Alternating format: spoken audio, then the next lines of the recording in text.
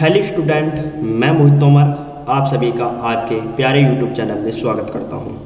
दोस्तों, आज की इस वीडियो का जो हमारा टॉपिक है वह है संयोजन अपक्रियाएं। तो दोस्तों, आज की इस वीडियो में मैं आपको संयोजन अपक्रिया के बारे में बताने वाला हूं कि संयोजन अपक्रिया किसे कहते हैं, संयोजन अपक्रिया की परिभाषा और उदाहरण आप एग्जाम में किस तरीके से लिखेंगे। आज की इस वीडियो में मैं आपको ये बातें बताने वाला हूँ, समझाने वाला हूँ और लिखवाने वाला हूँ। तो दोस्तों, वीडियो शुरू करने से पहले आप सभी से रिक्वेस्ट है, यदि आपने अभी तक हमारे प्यारे यूट्यूब चैनल को सब्सक्राइब नहीं किया है दोस्तों, तो सब्सक्राइब कर दीजिए तथा उसके बेल आइकन भी प्रेस कर दीजिए, ताकि दोस्तों जब भी मैं नई वीडियो अपलोड करूँ उस वीडियो की नोटिफिकेशन आपको सबसे पहले मिल सके। तो शुरू करते हैं दोस्तों आज की इस वीडियो को।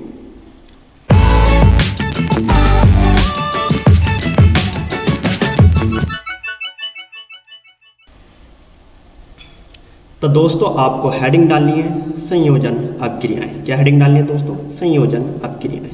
और दोस्तों, आपको इस हेडिंग में लिखना है वे अपक्रियाएं जिनमें दो या दो से अधिक अभिकारकों के संयोग से एक उत्पाद बनता है, संयोजन अपक्रियाएं कहलाती हैं। फिर से देखिए दोस्तों, वे अपक्रियाएं जिनमें दो या दो से अधिक अभिकारकों के संयोग से एक उत्पाद बनता है, संयोजन अपक्रियाएं कहलाती हैं।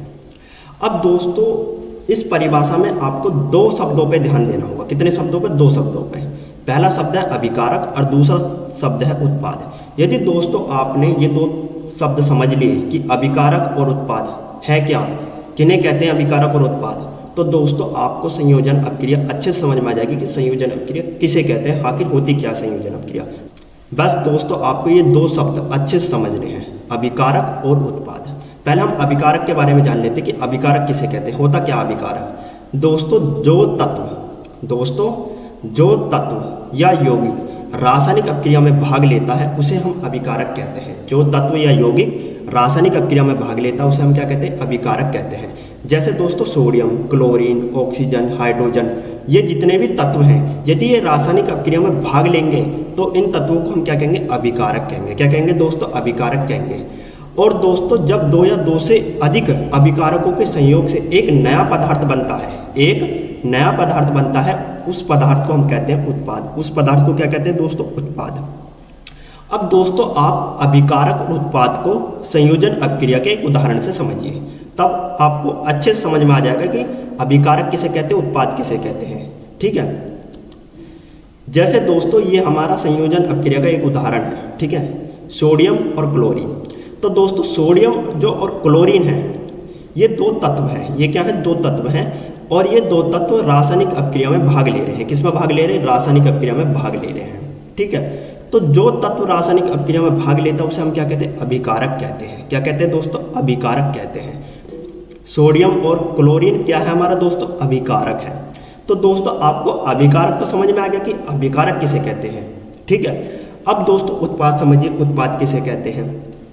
दोस्तों, सोडियम और क्लोरीन के संयोग से जो नया पदार्थ बनेगा, सोडियम और क्लोरीन के संयोग से जो नया पदार्थ बनेगा उसे हम क्या कहेंगे? उत्पाद कहेंगे। उसे क्या कहेंगे दोस्तों? उत्पाद। तो हम क्या करेंगे? सोडियम और क्लोरीन की क्रिया करेंगे। क्या करेंगे दोस्तों?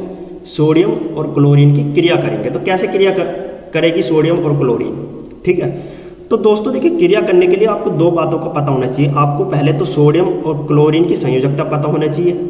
ठीक है, और क्रिया किसमें होती है ये पता होना चाहिए। तो दोस्तों देखिए, सोडियम की जो संयोजकता होती है ना, वो +1 होती है। कितनी होती है? +1। और Cl की जो संयोजकता होती है ना दोस्तों, वो -1 होती है। कितनी होती है? -1। और दोस्तों जो क्रिया होती है ना, वो प्लस और माइनस में होती है। किसमें होती है? प्लस और माइनस में। तो दोस्तों, सोडियम पे कितनी संयोजकता है? +1। और क्लोरीन पे कितनी है? -1।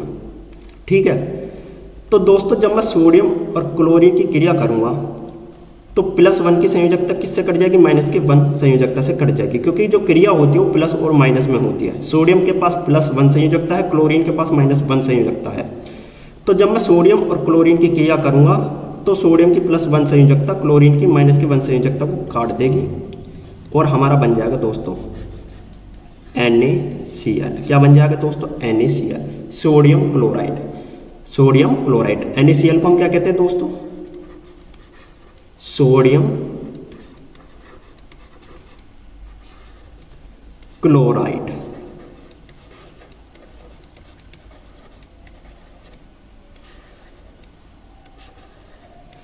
तो दोस्तों दो या दो से अधिक अभिकारकों के संयोग से हमारा क्या बना है, एक नया पदार्थ बना है। इसी नए पदार्थ को हम क्या कहते हैं दोस्तों, उत्पाद कहते हैं। इस नए पदार्थ को हम क्या कहेंगे दोस्तों, उत्पाद कहेंगे।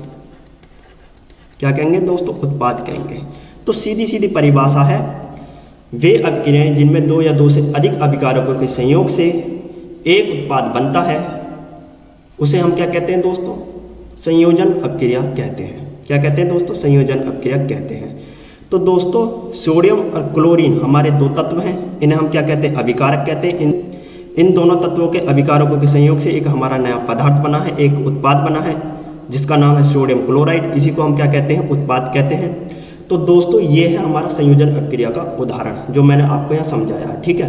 ऊपर वाले को आपको नहीं लिखना, ये मैंने केवल समझाने के लिए आपको यहाँ लिखा था। आपको उदाहरण में केवल ये जो नीचे का है ना, आपको यही बात लिख के समझाना है संयोजन अभिक्रिया में, ठीक है।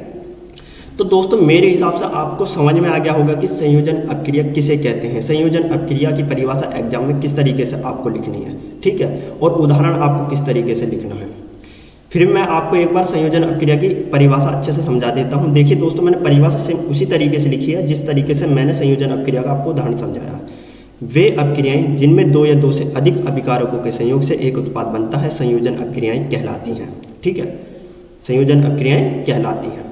मैंने दो अभिकारक लिए थे, ठीक है, और उन दोनों अभिकारकों के संयोग से एक उत्पाद बना के दिखा दिया। और दोस्तों ऐसी अभिक्रियाओं को हम क्या कहेंगे, संयोजन अभिक्रियाएं कहेंगे, ठीक है। तो सेम इसी तरीके से आपको संयोजन अभिक्रिया की परिभाषा लिखनी है और उदाहरण से इसी तरीके से आपको संयोजन अभिक्रिया का लिख के समझाना है। तो दोस्तों यदि आपको मेरी ये वीडियो पसंद आई है तो लाइक, सब्सक्राइब, शेयर जरूर कीजिए। दोस्तों आपको हमारी वीडियो देखने का बहुत बहुत धन्यवाद।